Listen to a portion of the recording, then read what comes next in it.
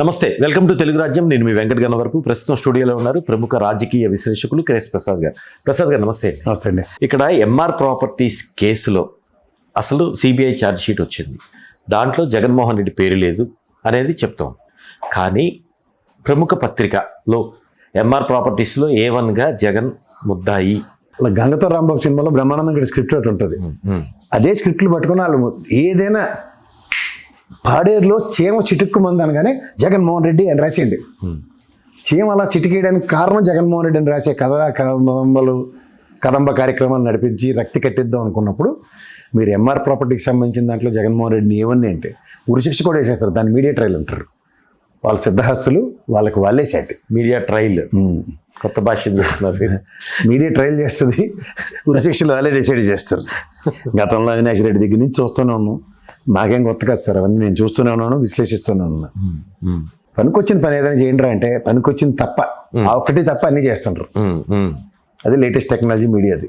ప్రసాద్ గారు, మళ్ళీ ఇంకో అంశం చూసుకుంటే జాతీయ అధ్యక్షుడు జేపీ నడ్డా ఒక కామెంట్ చేశారు. మీరు అబ్జర్వ్ చేస్తుంటారు లేదు, వైసీపీ హయాంలో అవినీతి రాజ్యం ఏలింది, తర్వాత ఆయన అస్తవ్యస్త అసమర్థ ప్రభుత్వాన్ని కాదని కూలదోసి మోడీ నేతృత్వంలోని కూటమి ప్రభుత్వాన్ని నిర్మించాము, ఆ ప్రభుత్వం అభివృద్ధి సంక్షేమంలో దూసుకుపోతుంది అని అన్నారు ఒక స్టేట్మెంట్. దాని మీద వైసీపీ నేతలు అరే మనం పొరపాటు చేశామే అనుకుంటున్నారని, ఓటు వేసి చాలా తప్పు చేశాము, స్తబ్దుగా ఉన్న బిజు జనతాదళ్ కావచ్చు, బీఆర్ఎస్ పార్టీ గుమ్మనంగా వ్యవహరించాయి, అలా చేసుంటే బాగుండేదేమని వైసీపీ ఆత్మావలోకనంలో పడింది అన్నట్లుగా మాటలు వస్తున్నాయి. ఏమని చెప్పాలి? కామెడీ అలా అది. ఈ బీజేపీలో అధ్యక్షులు వీళ్ళందరూ మాడిన మాటలని పెద్ద కామెడీ కింద తీసుకోగలిగితే ఆంధ్రప్రదేశ్ ప్రజలు అంతకన్నా ఇంకా పెద్ద కామెడీ ఉండదు. ఇదే కూటమి, ఇదే పోలవరం, ఇదే కథలు, ఇదే అరికథలు. 19 నుంచి 24 దాకా ఉన్న జగన్మోహన్ రెడ్డి ప్రభుత్వంలో ఏటీఎం, చంద్రబాబు నాయుడికి ఏటీఎం మా పోలవరం అని చెప్పిన పెట్టకథల మహారాజులు ఎవరు? వాళ్ళే. ఇష్టమైతే ఇంగుతో సమానం.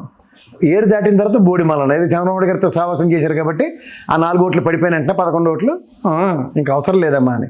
అవసరం ఎప్పుడు వస్తుందో కాగల కార్యాలు. లేకపోతే మేము వైట్, మేము క్లీన్ షీట్, మాకు ఓటు వేశారని మేము వాళ్ళ మీద ఉపేక్షించము అని మేకపోతు గాంభీర్యం బీజేపీ చూపిస్తుందా అంటే? చూపించమనండి సార్. మీరు ఏం చేయాలో చేయండి సార్, పవర్ మీ దగ్గర ఉంది, ఎవరు కాదన్నారు.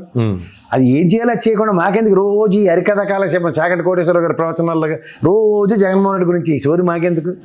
ఏదైనా సోది పురాణాలు చెప్పడానికి కొన్నారు మీరు అందరూ. ఫెడరల్ సిస్టంలో ముఖ్యమంత్రి పెద్దన్న పాత్ర, లేదంటే ప్రధానమంత్రి ప్రధాన పాత్ర ఇవన్నీ చెప్తూ ఉంటారు కదా. ఓ స్టేట్లో ఎంత అన్సర్టనిటీ డ్రైవ్ అవుతుంటే ఏడు చేస్తారు, గుడ్డుగురాన్ని పోలుతవుతారు మీరు కూర్చునే. చంద్రబాబు నాయుడు గారి గవర్నమెంట్లో అప్పుడు నెక్స్ట్ వచ్చిన వైఎస్ఆర్సీపీ గవర్నమెంట్లో గుడ్డుగురానికి పోలుతారా? ఇప్పుడు మళ్ళీ అవే దిక్కుమాల పదవి. ఫస్ట్ తెలివేడిస్తే ఏదైనా మాట్లాడిన దానికి అర్థం ఉంటుంది. తెలివితేట లేకుండా స్క్రిప్ట్లు చదువుకుంటే ఇలాగే ఉంటుంది. ఇప్పుడు నడ్డా కామెంట్స్ స్క్రిప్ట్ అంటారా? డౌట్ ఏంటి? ఇది తెలియదేంటి? గత 5 ఏళ్ళు ఏం జరిగిందో తెలియకుండానే జాతీయ అధ్యక్షుడు అప్పటి నుంచి కూడా ఎలగబెడుతుంది కదా ఆయన. అది ఇక్కడి నుంచి వచ్చిన స్క్రిప్టా, పై నుంచి వచ్చిన స్క్రిప్ట్ అంటారు? ఇక్కడ లోకల్ స్క్రిప్ట్లే.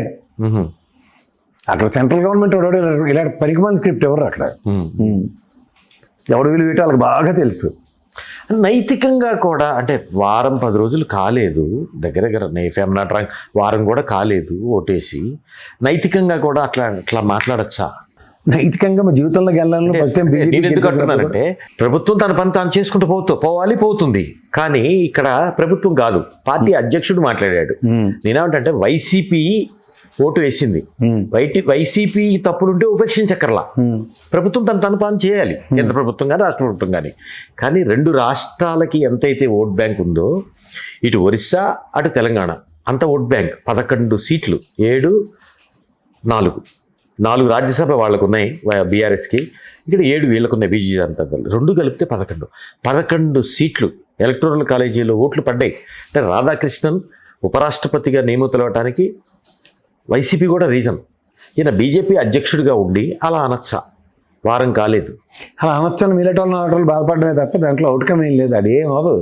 అవుతుందా కాదా నైతికతకి సంబంధించిన జేబులో జంతికలు వేసుకుని నడుపుకునే బ్యాచ్లు పళ్ళు కోరికినట్టుగా ఫీల్ అయ్యే బ్యాచ్లు వాటి గురించి మీరు ఎక్కువ అంత స్ట్రెస్ తీసుకోకండి.